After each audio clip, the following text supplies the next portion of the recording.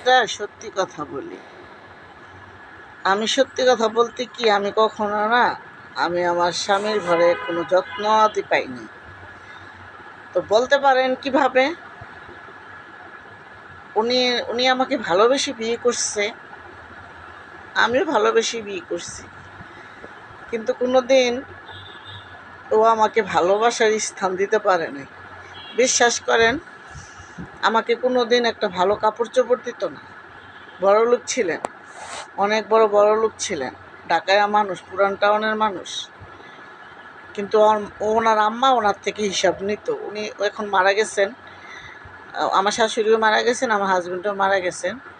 কিন্তু বিশ্বাস করেন, মারা গেছে বলে বলি নাই, গ্রামের মেয়ে ছিলাম বলে এত ধৈর্যশীল ছিলাম যে স্বামীর ভালোবাসা কখনো ভোগ করতে পারি নাই। ও আমার কাছে আসতো 2 ঘন্টা, 3 ঘন্টা, 1 ঘন্টার জন্য। সে আমার সাথে গল্পই করবেন, আমাকে নিয়ে ঘুরতে যাবেন, আমাকে একটু কেনাকাটা করে দেবে। আমি সবসময় বাবার ঘরে যখন থাকতাম ডিপ্রেশনে থাকতাম, আজকে খাইছি কালকে খাবো কিনা। সেম এটাই হয়েছে জামাই ঘরও, যে আজকে খাইছি কালকে খাবো কিনা। কিন্তু আমি বিয়ে বসছিলাম একটা লোভ নিয়ে, 4টা ভাত খাবো বলে,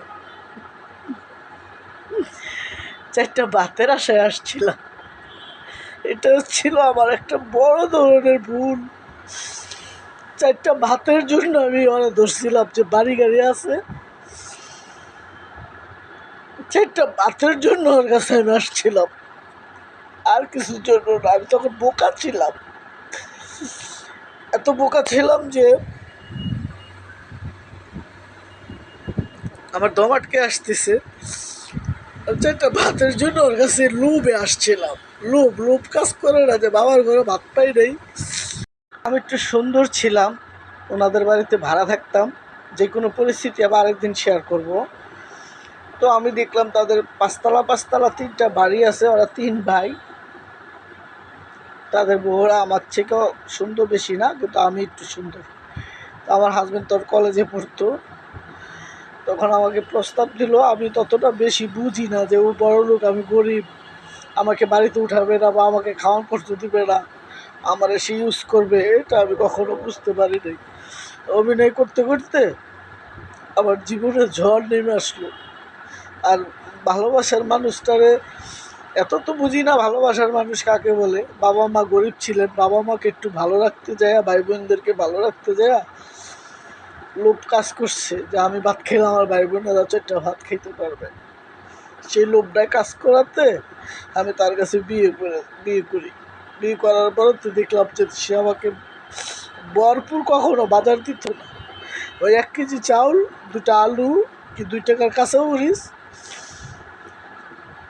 হয়তো পচা কোনো বেগুন বা পচা কোনো মাছ, গোস মাছ জীবনও খাওয়াইতো না।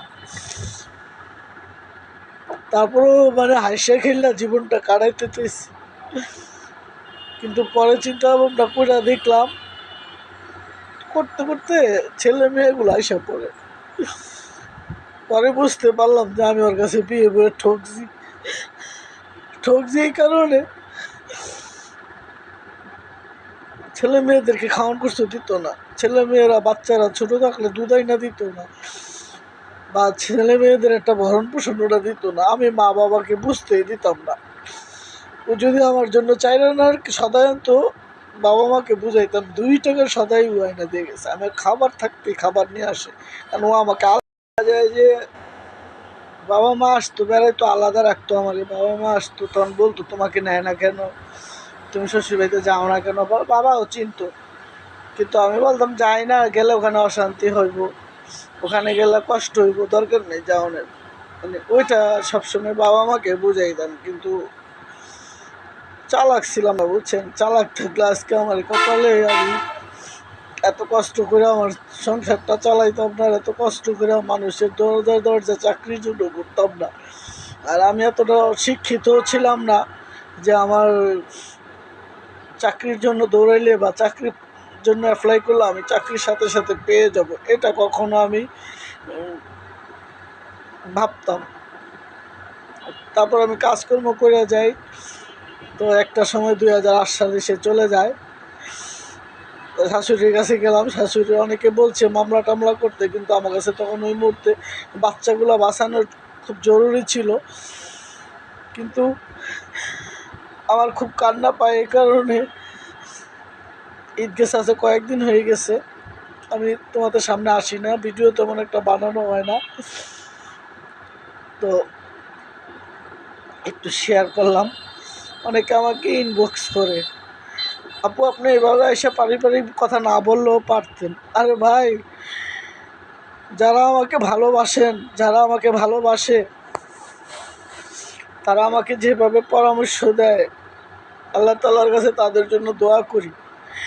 যারা আমাকে ইনবক্সে এসে আমার হ্যাঁ হ্যালো করেন, আমাকে ভালোবাসা দেন, আপু আপনার কষ্ট থাকবে না, একদম দূর হয়ে যাবে, ভালো মানুষও আছে। এই কষ্টের কথাগুলো যদি আমি অনলাইনে এসে বলি, তাহলে আমাকে অনেকে সান্ত্বনা দেয়, অনেকে ভালোবাসার হাত বাড়ায়।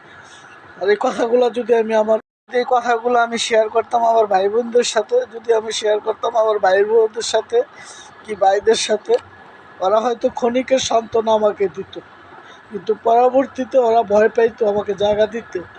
এখন যেমন ওরা আমাকে অনেক খুশি হইয়া জায়গা দেয়, বা আমি 10 টাকা খরচ করতে পারলে ওদের বাড়িতে যাই, নাইলে যাই না, কিন্তু এই জায়গাটুকু হয়তো আমাকে কেউ দিত না। বিশ্বাস করেন ভাইরা, আমার কোনো থাকার জায়গা নেই। আমি আজ যদি মরে যাই, তো আমার আলহামদুলিল্লাহ আমার জন্য 3.5 জায়গা বরাদ্দ করা আছে।